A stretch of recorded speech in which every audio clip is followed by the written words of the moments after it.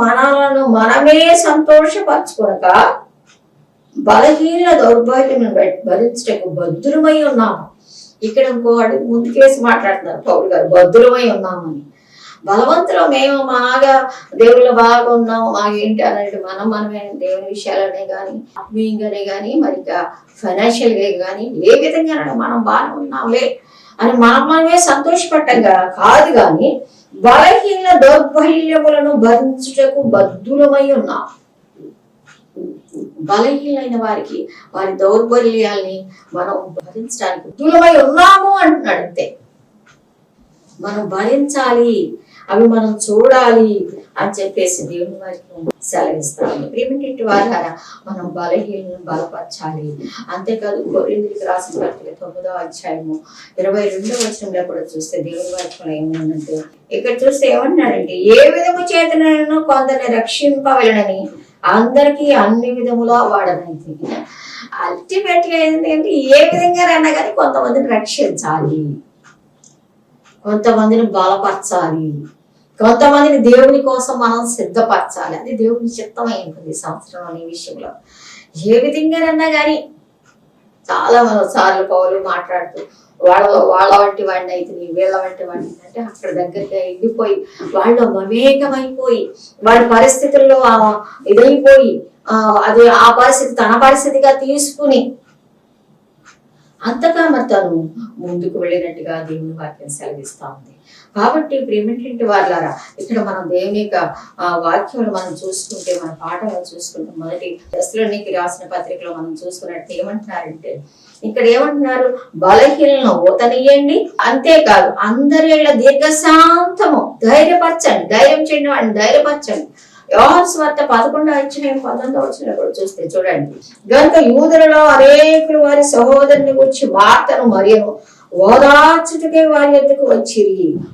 ఇక్కడ చాలా సార్లు మనం చదువుకుంటున్న పాఠం అయినప్పటికీ అంటే ఇక మరియా మాత ఎంతో విశ్వాసంగా ఉన్నారు, దేవునితో ఉన్నారు.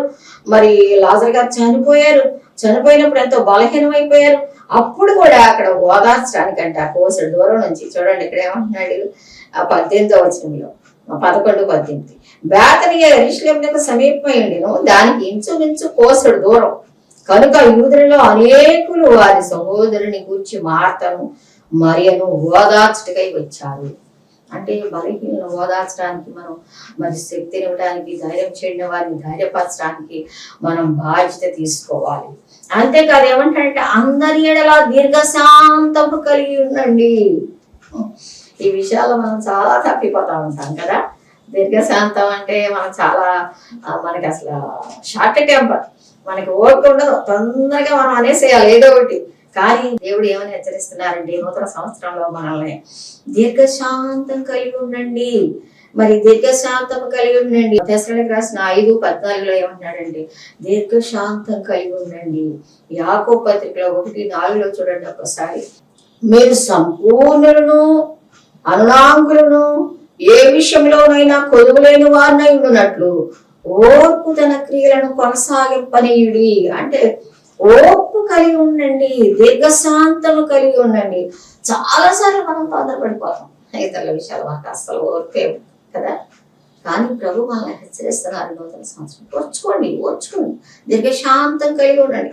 తొందరపడిపోయి మాట్లాడబాక ఏంటంటే హింసాలు చెప్పాలి, ఇదే అది ఇది అనకూడదు. మన మాట చాలా అనిపిస్తుంది కానీ మనం కంట్రోల్ చేసుకోవాలి, అది దేవుని ప్రేమను బట్టి. ఎందుకంటే మీరు సంపూర్ణులు అవటానికి, ఇటు మన విషయంలో ఆత్మీయంగా మనం ఒక అడుగు ముందుకు మనం స్థిరపడటానికి, ప్లస్ వాళ్ళు కూడా పైకి లేవటానికి అనువుగా మీరు సంపూర్ణులను అనుయాంగులను ఈ విషయంలో అయినా కొదువు లేని వారు. అంటే ఓర్పు విషయంలో కూడా మనకు కొదువు లేకుండా ఉండటానికి కానీ దేవుని సన్నిధిలో మనం ఎంతగానో మనం ఇష్టముగా దీర్ఘశాంతము గలవారుగా ఉండాలి. 2వ పేతురులో కూడా చూస్తే చూడండి 1వ అధ్యాయం 5వ వచనం చూస్తే ఏమంటాడంటే 5వ వచనం, ఈ హేతువు చేతనే మీ మట్టుకు మీరు పూర్ణ జాగ్రత్త గలవారై మీ విశ్వాసమునందు సద్గుణమును, సద్గుణమునందు జ్ఞానమును, జ్ఞానమునందు ఆశానిగ్రహమును, ఆశానిగ్రహము సహనమును, సహనమునందు భక్తిని. బాహ్యంగా చూడండి ప్రేమేంటి వారా, ఎందుకు మనం పూర్ణ జాగ్రత్త కలిగి ఉండాలంట. జాగ్రత్తగా అంటే ఏంటి, మనం అజాగ్రత్తగా మాట్లాడేస్తాం, మనకి తొందర ఎక్కువ కదా. కానీ అలా ఉండొద్దు అని హెచ్చరిస్తున్నాడు నూతన సంవత్సరంలో. జాగ్రత్తగా ఉండండి. మీ విశ్వాసమునందు సద్గుణము, సద్గుణమునందు జ్ఞానము, జ్ఞానమునందు ఆశానిగ్రహము, ఆశానిగ్రహము సహనము, దాన్ని మీరు కలిగి ఉండాలి. ఇది ఎందుకంటే దేవుని చిత్తం గురించి మనతో దేవుడు మాట్లాడుతూ వస్తున్నాడు కనుక అందరి ఎడల దీర్ఘశాంతం. మనం అందరి ఎడల ఓర్చుకుంటాం కానీ కొందరు అసలు మనం ఓర్చుకోలేము. కానీ దేవుడు ఏమంటాడంటే అందరి ఎడల దీర్ఘశాంతం కలిగి ఉండండి.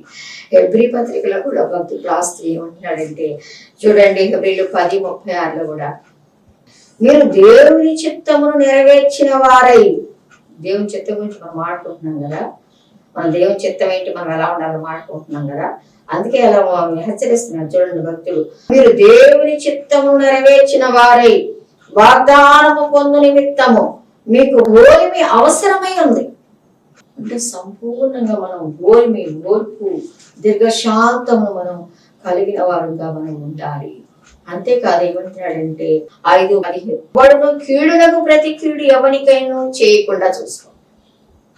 కీడులకు ప్రతి కీడు సహజంగా ఏంటంటే వీడు కీడు చేశాడు, వీడు మనకి ఇలా చేశాడా, వీడు పని ఏంటో చూద్దాం ఉండు, వెంటనే మనం మ్యాప్ వేసేస్తాం లోపలికి.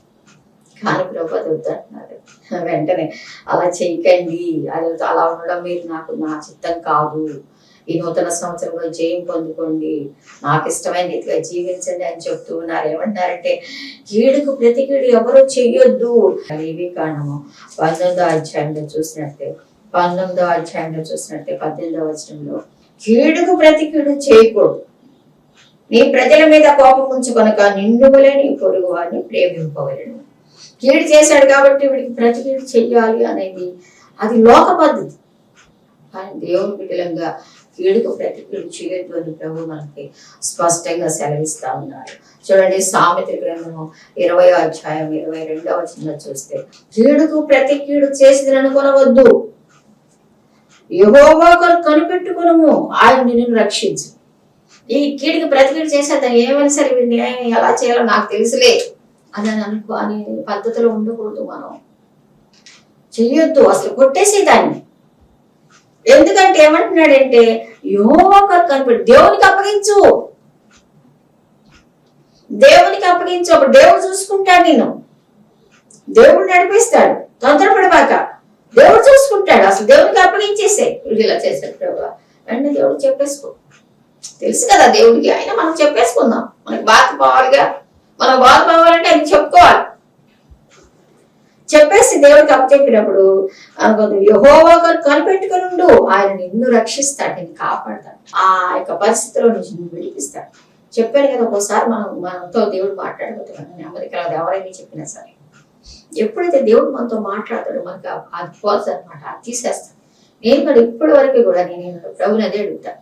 ఎప్పుడైనా సరే నాకు ఎవరి మీద సరే ఏదైనా సరే ఇలాంటి మనసు శరీరంలో నాకు వచ్చింది అనుకో, వెంటనే దేవుడి దగ్గరికి చెప్పేసి ప్రభా ఇలాంటి మనసు వస్తుంది ప్రభా, అయితే నన్ను క్షమించండి, నాకు మీరు తీసేయండి, నాకు మీరు తీసేసి నీ ప్రేమ నాలో పోయింది ప్రభా, లేకపోతే నా మనసుతో నాతో నేను ప్రేమించలేకపోతున్నానని చెప్పేసి దేవుని అడుగుతానండి. నిజంగా దేవుడు నేను చాలా అనుకోలేదు వాళ్ళ నన్ను ప్రేమించలేని వాళ్ళని ప్రేమించడానికి దేవుడు నా కృప చూపాడు. ఇస్తాడు ప్రభు తప్పకుండా. దేవుని దగ్గరికి వెళ్ళినప్పుడు కీడు ప్రతి కీడు చేయకుండా దేవుడి మీద మనం ఆధారపడినప్పుడు దేవుడు తప్పకుండా ఆ మనసు ఇచ్చేస్తాడు. అది ఆయన చూసుకుంటారు, ఆ మనసు మనకి ఇస్తారు. కాబట్టి కీడు ప్రతి కీడు చేయవాక అని చెప్పి దేవుని వాక్యం హెచ్చరిస్తా ఉంది. రోమిలికి రాసిన పత్రిక 12వ అధ్యాయం 17వ వచనంలో కూడా దేవుని వాక్యం సెలవిస్తుంది, కీడుకు ప్రతి కీడు ఎవ్వరికి చేయకూడదు, మనుషులందరి దృష్టికి యోగ్యమైన దాన్ని గురించి ఆలోచన కలిగి ఉండండి. ఎంత స్పష్టంగా దేవుని వాక్యం మనం సెలవిస్తుంది చూడండి. ప్రియమైన ద్వారా కీడు ప్రతి చేయబాకండి, మనుషులందరి దృష్టి యోగ్యమైనది ఏదో అది పరీక్షించుకుని అది తీసుకుని దాన్ని చేయటానికి ప్రయత్నించి, అది మనకు కష్టంగా ఉన్నప్పటికీ ఆ దేవుని సన్నిధిలో మనం పెట్టుకుని మనం ముందుకు వెళ్తున్నప్పుడు దేవుడు సహాయం చేస్తాడు. అది మనం చేయలేం కానీ దేవుడు సహాయం చేస్తాడు. కాబట్టి దేవునికి సన్నిధిలో మనం ఆయన పెట్టి ముందుకు వెళ్ళాలని దేవుని వాక్యం సెలవిస్తా ఉంది. అంతేకాదు చూడండి, 1 పేతురు 3:9 కూడా చూస్తే ఆశీర్వాదమునకు వారసులవుటకు మీరు పిలువబడితే కనుక కీడుకు ప్రతికీడు చేయబాను. మనం ఎందుకు పిలువబడ్డాము అంటే, మనల్ని దేవుడు ఎందుకు రక్షించాడంటే ఆశీర్వాదానికి వారసులు అవటం. గొప్ప ఆశీర్వాదం, పరవందనం ఏహమందనం కూడా ఆశీర్వాద కారకులుగా ఉంటాయి. మనమే చాలా బ్లెస్సింగ్ గా ఉంటాం. కాబట్టి మనం అలాంటి స్థితిలోకి వెళ్ళాలి అంటే కీడుకు ప్రతికీడు యోచించకూడదు, అసలు యోచించకూడదు. పూర్తిగా దేవుని మీద మనం ఆధారపడాలి, ఆయన దయను మనం కోరుకోవాలి. అప్పుడే మనకి దేవుడు తోడుగా ఉంటారు. కనుక ప్రేమేంటి వాళ్ళారా, ఇక్కడ ఏమని చెప్తున్నాడండి, కీడుకు ప్రతికీడు చేయబాకండి. అంతేకాదు మీరు ఒకరి ఎడల ఒకడు మనుషులందరి ఎల్లప్పుడూ మేలైన దాన్ని అనుసరించి, మేలైన దాన్నే చేయాలంటే ఒకరి మనం సహజంగా ఏం చేస్తామంటే ఎవరైనా కీడు చేయగానే మనం కీడు చేయడానికి తలపెడతాం, కానీ మేలైన చేయమంటున్నాడు. చూడండి సామెతలు 25:21 చూస్తే దేవుని వాక్యం ఏమని సెలవిస్తామంటే, నీ పగవాడు ఆకలి కొన్నేళ్ళ వానికి భోజనం పెట్టుము, దప్పికొన్నేళ్ళ వానికి దాహం. పగవాడు ఆకలి కొంటే అన్నం పెట్టమంటున్నారు ప్రభు. చాలా కష్టమైనటువంటి పనులు మనకి సంవత్సరం ప్రభు అప్పచెప్తున్నారు, కానీ దానిలో మనం ముందుకు వెళ్ళాలి. సాధన పనులు సమకూరు ధరలో మనం సాధన చేసుకోవాలి. దేవుని మీద ఆధారపడుతూ పగవారుగా, వారు ద్వేషులుగా, వారు దూరస్తులుగా, దేవునికి విరోధులుగా, మనకి విరోధులుగా ఉన్నప్పుడు వారికి భోజనం పెట్టమని అంటే ఏంటి, ఇక్కడ ఆత్మీయంగా చూసుకుంటే ఉంటే పగవారైనను, దేవునికి దూరస్తులైనను, మనకి దూరస్తులైనను, వారు పగవారైనను వారికి భోజనం అంటే దేవుని వాక్యము అందించాలి. దేవుని ఒక భోజనం పెట్టాలి, దేవుని వాక్యాన్ని అందించాలి. స్పష్టంగా స్వార్థ అనేది వాళ్ళకి తెలియాలి. ఇంటికి అంతే జరగాలి, నరకానికి వెళ్ళాలి అనేటువంటి కీడు మనస్సు మనలో ఉండకూడదు అని ప్రభు మనల్ని హెచ్చరిస్తున్నారు. కాబట్టి వారికి ఏం చేస్తావంటే, మరి నువ్వు భోజనం పెట్టు, అంతేగా దప్పికొని ఉండిన దాహం ఇమ్ము. ఎన్నోసార్లు దప్పికొని ఉన్నారు, దేవుడు అంటే తెలియదు. చూడండి చాలా మంది పాపాలు పాపడానికి ఎన్నో బాధలు, సత్యం తెలియదు, దాహం ఉంది వాళ్ళకి, దేవుని తెలుసుకోవాలని ఉంది, కానీ మార్గం తెలియదు. అట్లాంటి వాళ్ళని చూసినప్పుడు నువ్వు చాలా శ్రద్ధ కలిగి ఉండాలి. వాళ్ళకి అన్నం పెట్టాలి, దాహం ఇవ్వాలంటే వాళ్ళకి వాక్యం పెట్టాలి, వాక్యం ఇవ్వాలి.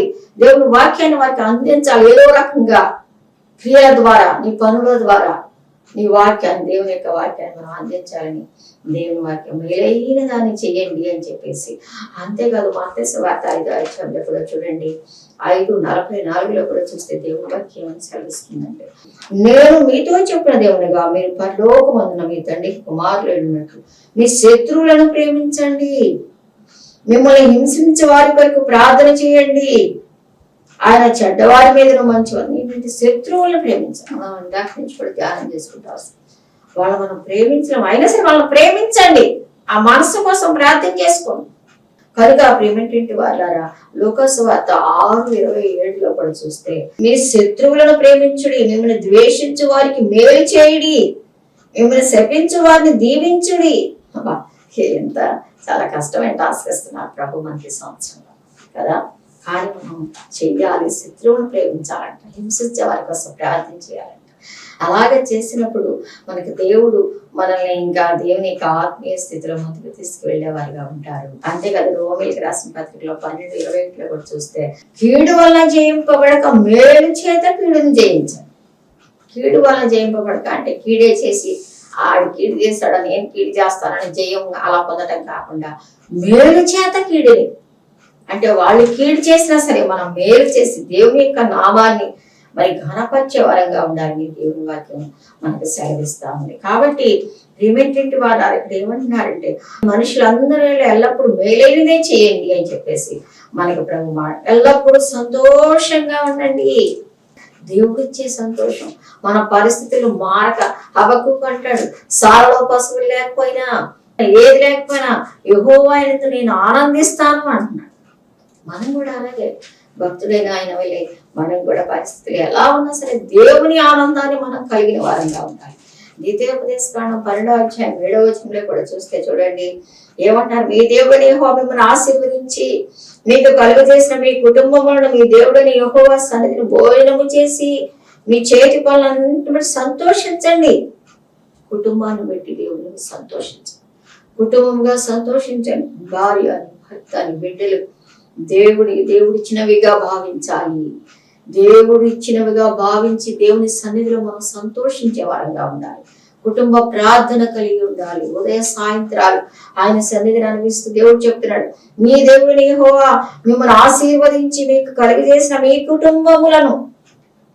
దేవుడు కలిగజేస్తేనే కదా మన కుటుంబాలు అవుతాయి. మనకి మన భర్త అయినా, మన భార్య, మన బిడ్డలు లేకుండా ఎంతమంది మరి బాధపడుతున్నారు భార్య. కాబట్టి దేవుడు ఇచ్చిన కుటుంబాన్ని బట్టి దేవుల్లో సంతోషంగా ఉండమని దేవుడు సెలవిస్తా ఉన్నాడు. అంతేకాదు చూడండి, కీర్తన గ్రంథం 5వ అధ్యాయం 11వ వచనంలో కూడా చూస్తే, నేను ఆశ్రయించు వారందరూ సంతోషిస్తారు. మనం ఆయన ఆశ్రయిస్తున్నాం, ఆయనే మనకు ఆశ్రయం. దుర్గం పరిస్థితులు అన్నింటిలో కూడా ఆయన మనకు ఒక ఆశ్రయం ఉన్నాడు. కాబట్టి మనకు సంతోషం. నాకేం బాగాలేదు, నా దేవుడు అన్నాడు అనేటువంటి ఒక ధైర్యం, ఒక కాన్ఫిడెన్స్. దాన్ని బట్టి మనం ఎప్పుడు సంతోషం. ఇప్పుడు ఒక బాధ వస్తుంది, ఒక కష్టం వస్తుంది, ఒక నష్టం వస్తుంది, ముందు చిటుక్కుని బాధ వచ్చేస్తుంది. కానీ వెంటనే మళ్ళీ మనకు అలాంటి సంతోషం, నా దేవుడు ఉన్నాడు, నాకేం పర్లేదు, నా దేవుడు చూసుకుంటాడు. కాబట్టి ఆయన్ని బట్టి మనకు సంతోషం. అంతే కదా. కాబట్టి కీర్తన 32:11 కూడా చూస్తే, నీతిమంతులారా యెహోవాను బట్టి సంతోషించుడి, ఆయన బట్టి ఆనందించండి, ఉల్లసించుడి. సంతోషమైన ఉల్లాసమే అంటే ఇంకా ఎక్కువగా. ఎందుకంటే యథార్థవంతులారా మీరందరూ ఆనందగానము చేయండి, నీతివంతులారా యెహోవాను బట్టి ఆనందగానము చేయండి, స్తుతి చేయట యథార్థవంతులకు సమస్య. ఆయన్ని బట్టి మనం ఆనందించాలి. ఇది దేవుని చిత్తం అని చెప్తున్నారు. దేవుని చిత్తం గురించి మనం మాట్లాడుకుంటున్నాం. మనం ఎలాగ ఉండాలి అన్నది దేవుని చిత్తం గురించి మనం మాట్లాడుకుంటాం. సంతోషంగా ఉండండి అని చెప్తున్నాడు ప్రభు. మరి సంతోషంగా మనం బాధపడుతూ ఉంటే మన ఆత్మ నలిగిపోతుంది. మనం బాధపడక్కర్లా, ఎందుకంటే మనకంటూ ఒక దేవుడు ఉన్నాడు. మన పరిస్థితులన్నీ చక్కబెట్టగల గొప్ప దేవుడు మనం కలిగి ఉన్నాం. కాబట్టి ఆయన్ని బట్టి మనం సంతోషించే వారంగా ఉండాలి. అంతేకాదు లూకాసు వార్త 10వ అధ్యాయం 20వ వచనంలో చూస్తే చూడండి, ఇక్కడ చూడండి, ఆయనను దయ్యములు మీకు లోబడుచున్నవని సంతోషింపక మీ పేర్లు పరలోకమందు వ్రాయబడి ఉన్నాను. అబ్బాయి అంత మన పేర్లు పరలోకంలో రాయబడి ఉన్నాయి. ఎప్పుడైతే యేసు క్రీస్తు ప్రభువుని అంగీకరించి, అందుకే మన పౌరసత్వం పరలోకమందు ఉన్నది. దేన్ని బట్టి నువ్వు సంతోషిస్తావు అంటే, నా పేరు పరలోకంలో రాశాడు నా ప్రభు అని. దాన్ని బట్టి నువ్వు ఆనందించే వాళ్ళుగా ఉండాలని దేవుని వాక్యం సెలవిస్తాను. ఫిలిప్పీ 4:4 ఎల్లప్పుడూ సంతోషంగా ఉండండి, ఎడతెగక ప్రార్థన చేయండి. తర్వాత ఏంటంటే ప్రార్థన జీవితము. ప్రార్థన దేవునితో నువ్వు కలుసుకునే స్థలము ప్రార్థన ఆయన నువ్వు మాట్లాడుకునే స్థలము ప్రార్థన జీవితాన్ని నువ్వు కలిగి ఉండాలని దేవుడు హెచ్చరిస్తా ఉన్నాడు. ప్రార్థన లేకపోతే ఆయనతో లింక్ నీకు తెగిపోతుంది, ఇంక నీకు వేరే సోర్స్ లేదు. కాబట్టి నువ్వు ప్రార్థన జీవితాన్ని నువ్వు కలిగి ఉండాలి. వ్యక్తిగత ప్రార్థన జీవితం కలిగి ఉండాలి, కుటుంబ ప్రార్థన జీవితం కలిగి ఉండాలి. ఇక్కడ భక్తుడు ఏమంటున్నాడో చూడండి, కీర్తన గ్రంథం 5వ అధ్యాయం 3వ వచనంలో, యెహోవా ఉదయం నా కంఠస్వరం నీకు వినబడును, ఉదయం నా ప్రార్థన సరిదిని సిద్ధం చేసి కాసి ఉంటా. నా కంఠస్వరం నీకు వినపడుతుంది, తప్పకుండా నేను ఉదయాన్నే ప్రార్థన చేసేసుకుంటాను ప్రభా. అంత ఇదిగా చెప్తున్నాడు. ఏమిటంటే వాళ్ళ ఉదయాన్నే దేవునితో మాట్లాడండి, దేవునితో మాట్లాడుకోండి, ఎవరితో మాట్లాడండి. దేవుని దగ్గరికి వెళ్ళకుండా ఎవరి దగ్గరికి వెళ్ళండి. ఉదయం ఒక దినం మనకి ఇచ్చాడంటే దేవుడు భక్తుడు ఎంత కలిగి ఉన్నాడో చూడు. ఉదయాన్నే నా ప్రార్థన సిద్ధం చేసి, అంటే రాత్రి అనుకుంటున్నాడేమో, రాత్రి రేపొద్దున ఇది ప్రార్థన చేసుకోవాలని సిద్ధపాటు. చూసారా, భక్తుడు మనకు నేర్పిస్తున్నాడు. వెళ్ళిపోయి మన ఇష్టానుసారంగా ఏదో మాట్లాడటం కాదు, సిద్ధం చేసుకున్నాడంట ప్రార్థన. వ్యక్తిగత ప్రార్థన జీవితాన్ని కలిగి ఉండాలి. వ్యక్తిగతంగా నీకు ఉన్నటువంటి సమస్యలు అంత ప్రభు చెప్పేసుకో. ఉదయకాలమే ఉదయమున అంటున్నాడు. ఉదయం నీకు ఎప్పుడు నేను అదే చెప్తాను, నువ్వు ఆఫీస్కి వెళ్ళాలి, నువ్వు పనికి వెళ్ళాలి, నువ్వు బయటికి వెళ్ళాలి, 5ంటికి లేస్తే నీ పని అవుద్ది అనుకుంటే 4:30 లేవు, 4ంటికి లేవు, ముందు పడుకో, ముందు లేదు. దేవునితో మాట్లాడుతున్నాను, వెళ్ళు, దేవునితో మాట్లాడుకుని ప్రభుకు అన్ని అప్పగించుకుని వెళ్ళావు. అన్ని నువ్వు ఆయనకి అప్పగించేసి ఆయన చూసుకుంటావు. ఆ తర్వాత ఆదికాండం 32:24 కూడా చూడండి, యాకోబు ఒక్కడు మిగిలిపోయాడు. మనకి తెలిసి ఇన్సిడెంట్ అంతా కూడా యాకోబు ఒక్కడు మిగిలిపోయాడు. మరి ఏసావు మరి చాలా సైన్యంతో వచ్చేస్తున్నాడు, ఏం చేస్తాడో చంపేస్తాడో అని చెప్పేసి భయపడి ఒక్కడే మిగిలిపోయింది. దేవుని బతిలాడుకుంటున్నారు వాళ్ళ మన పరిస్థితులు ఎలా ఉన్నా సరే దేవుని ఒక్కడ మిగిలిపోయి దేవుని దగ్గర పెనుగులాడేటువంటి జీవితం కావాలి మనకి. అది ఏదన్నా నీకు ఏ సమస్యలో నువ్వు వెళ్తున్నా సరే దేవుడికి అసాధ్యమైంది ఏముందండి, దేవుడు చేయలేనిది ఏముందండి. దేవుని సన్నిధిలో ఒంటరిగా నువ్వు పెనుగులాడినప్పుడు ఒక్కడే మిగిలిపోయి అందరినీ పంపించేసి దేవుడు నువ్వు ఆశీర్వదిస్తేనే కానీ నిలిచిపెట్ట అంటే పట్టుదల కలిగినటువంటి ప్రార్థన, విడవని ప్రార్థన నీ జీవితంలో అదే లేదా దేవుని సన్నిధిలో ప్రార్థించుకున్నప్పుడు గొప్ప కార్యాలను చూస్తాం. అంతేకాదు చూడండి, మీకు చూస్తే దేవుని వాక్యంలో ఇక్కడ కూడా ఆది కాండము 18వ అధ్యాయంలో చూసిన 23వ వచనంలో ఏమంటున్నాడు ఇక్కడ, అప్పుడు అబ్రహాము సమీపించి తనను దుష్టులతో కూడా నీతిమంతులను నాశనం చేస్తావా, చేయదువా? ఆ పట్టణంలో ఒకవేళ 50 మంది ఉంటే 50 మంది కాదు, అలా మాట్లాడుకుంటూ వస్తున్నాడు. దేవుణ్ణి లెక్కలు అడుగుతూ వస్తున్నాడు, బేరాలు అడుగుతూ వస్తున్నాడు. సరే ప్రభు కోపడ్డాడు. 10 మంది ఉంటే యెహోవా అబ్రహాముతో చాలించి వెళ్ళిపోయాడు. అంటే ఏంటి? ప్రభు కోపపడినలా నేను ఇంకొక మారే మాట్లాడాను. ఒకవేళ అది ఒక్క 10 మంది ఉంటే అంటే బంధువుల గురించి, స్నేహితుల గురించి, మన యొక్క పరివారం గురించి, వాళ్ళ గురించి అడుగుతున్నాడు రక్షణ. ప్రభు వాళ్ళని యాగం చేసేస్తావా? ప్రభు వాళ్ళు ఉన్నారు కదా, వాళ్ళని వెళ్తా పడుతున్నారు, కాల్ చేస్తావా? అంటే వేదన, బాధ్యత, భారము విడిపించాలనేటువంటి కన్సర్న్. ఏమిటంటే వాళ్ళ నూతన సంవత్సరంలో మనం అది కలిగి ఉండాలని ప్రభు కోరుకుంటున్నారు. ఆయన చిత్తాన్ని మనకు తెలియజేస్తా ఉన్నారు. బాధ్యత కలిగి ఉండాలి. ప్రభా ఇదిగో నా గ్రామంలో, ఇదిగో ప్రభా నేను పుట్టి పెరిగి వచ్చిన గ్రామంలో, ప్రభా అక్కడ ఇదిగో ఇక్కడ ప్రజలు ఉన్నారు, వారి కోసం మనం దేవుని సన్నిధిలో పెనుగులాడే వరంగా ఉండాలి, ప్రార్థించే వరంగా ఉండాలి. దేవుడు కోపం తెచ్చుకోబాక ఆయనతో ఎన్ని బేరాలు ఆడాడో చూడండి. కాబట్టి ఏంటంటే వాళ్ళ అటువంటి ప్రార్థన జీవితాన్ని మనం కలిగి ఉండాలి. ఇక్కడ చూసినట్టే మనం ఎస్తేరు జీవితాన్ని కూడా ఒక్కసారి చూసాం కదా. ఎస్తేరు గ్రంథంలో కూడా చూస్తే 8వ అధ్యాయం చూస్తే ఏమంటారు, అయితే రాజు పేరిట వ్రాయబడి రాజు ఉంగరముతో ముద్రించబడిన తాకీదును ఏ మానవుడు మార్చజాలడు. కాగా నీకు ఇష్టమైనట్టు మీరు రాజువైన నా పేరిట యూదుల పక్షము తాకీదు వ్రాయించి రాజు ఉంగరముతో దాన్ని ముద్రించుడి. అంటే శాసనాలను కూడా మార్చేస్తాడు దేవుడు ప్రార్థిస్తే. సామాన్యురాలు ఎస్తేరు ప్రార్థించింది. రాజా ఇదిగో నా మనవి, నా యూదా జనం అంతా నశించుకోవడానికి ఒక శాసనం తెచ్చాడు హామాను. మరేంటి అలాగా అయితే ఒకసారి చేసిన శాసనం రద్దు చేయడానికి పడదు కాబట్టి వేరే నువ్వు రాసుకో. ఎంత ఎంత గొప్ప దేవుడు అండి, ఎంత గొప్పది అంటే మనకి ఎంత ఆధిక్యత చూడండి. యోధా జనాంగాన్ని అంత జనాంగాన్ని రక్షించడానికి ఒక సాధనగా అనుమతిగా ఎస్తేరు వాడు. ప్రార్థన ప్రతి కార్యమును చేయను. ప్రార్థన జీవితాన్ని మీరు కలిగి ఉండండి. మరి అప్పుడు దేవుడితో మనం సంపూర్ణ దగ్గర సంబంధం కలిగి ఉంటాం. రాబో సంగతులు మనకు తెలియజేస్తారు, ప్రభు విషయాలు మనతో మాట్లాడతారు. కనుక ప్రార్థన జీవితాన్ని కలిగి ఉండమని ప్రభు మనం హెచ్చరిస్తున్నారు. అది నా చిత్తము అని తెలియజేస్తున్నారు. కాబట్టి ప్రార్థనా జీవితాన్ని మనం కలిగి ఉన్నాం. ప్రతి విషయంలో కూడా కృతజ్ఞతాస్తుతులు కలిగి ఉన్నాం. ప్రతి విషయంలో కూడా థ్యాంక్స్ ప్రభు. దేవుడు అన్నిటికంటే ఇష్టపడేది మరి ఏమిటంటే ఆయనకి వందనాలు తెలియజేయటం. ఏమిటంటే వాళ్ళ కృతజ్ఞత కలిగిన జీవితాన్ని మనం కలిగి ఉండాలి. దేవుడు నిజంగా మన పట్ల ఎక్కడ దౌర్భాగ్యమై ఎక్కడో మన జీవితాలను ఒక్కసారి వెనక్కి చూసుకుంటే మనం ఎక్కడ ఉండవలసిన వారు. కానీ దేవుడు మనం ప్రేమించి రక్తం ఇచ్చి ప్రాణం ఇచ్చి కొనుక్కున్నాడు. ఆయన బిడ్డలుగా చేసుకున్నారు. గొప్ప జీవితాన్ని ఆయనతో గొప్ప సృష్టికర్తతో మనం కలిసి జీవించే జీవితాన్ని మనకి ఇచ్చారు. కాబట్టి ఆయనకి ఎంతైనా స్తుతించబద్దుమని.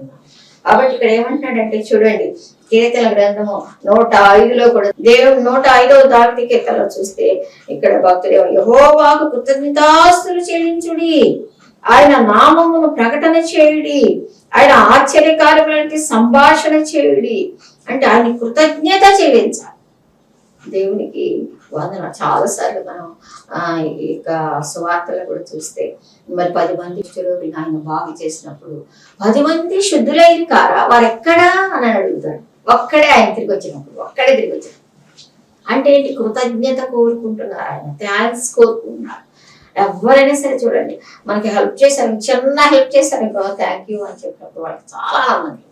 మరి ఎంత గొప్ప కార్యం చేసిన దేవుని మనం ఎంత స్తుతించినా రుణస్థులమే. కాబట్టి ఆయన స్తుతించవలసిన భద్రమై ఉన్నాము.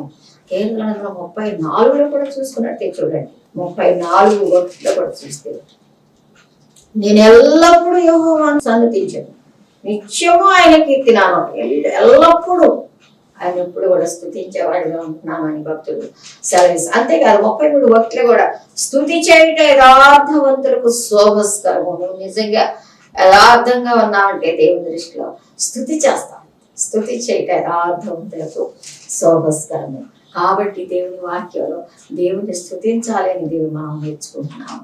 ఆ తర్వాత 2 సమూయేలు గ్రంథంలో కూడా చూస్తే చూడండి, 7వ అధ్యాయం 18వ వచనంలో చూస్తే, దావీదు రాజు లోపల ప్రవేశించి యెహోవా సన్నిధిని కూర్చుండి ఇలాగున మనవి చేశాను, నా ప్రభువా యెహోవా, ఇంతగా నీవు నన్ను హెచ్చించటకు నేను ఎంతటి వాడను, నా కుటుంబం ఏ పాటిది, ఎంత హెచ్చుగా. చూడండి ఎంత కృతజ్ఞత మాటలు మాట్లాడుతున్నాను. ప్రేమేంటే దావీదు కుటుంబంతో లోపల కూర్చున్నాడు, ప్రభు ఎంతగా నన్ను హెచ్చించడానికి నేను ఏ పాటి వాడిని, గొర్రెల దొడ్డిలో ఉన్నట్టు వాడిని, అని గొర్రెల మేపుకున్న వాడిని తీసుకొచ్చి రాజుగా చేసి ఇంతగా నన్ను హెచ్చించావు ప్రభు, ఎంతటి వాడను అని చెప్పేసి కృతజ్ఞతాభావంతో మరి చెప్తున్నప్పుడు దేవుడు రాబో సంగతులను కూడా తెలియజేసినట్టుగా ఇక్కడ దేవుడు వాక్యం సెలవిస్తుంది. కాబట్టి వాళ్ళారా, మన జీవితాల్లో మరి దేవుడు నూతన సంవత్సరంలో మనం ఎలాగా ఉండాలని కోరుకుంటున్నారు అంటే, మనం ఎన్ని విషయాల్లో చక్కగా మరి కలిగి ఉండాలని, ఇది నా చిత్తము అని ప్రభు మనకి హెచ్చరిక చేస్తూ ఉన్నారు.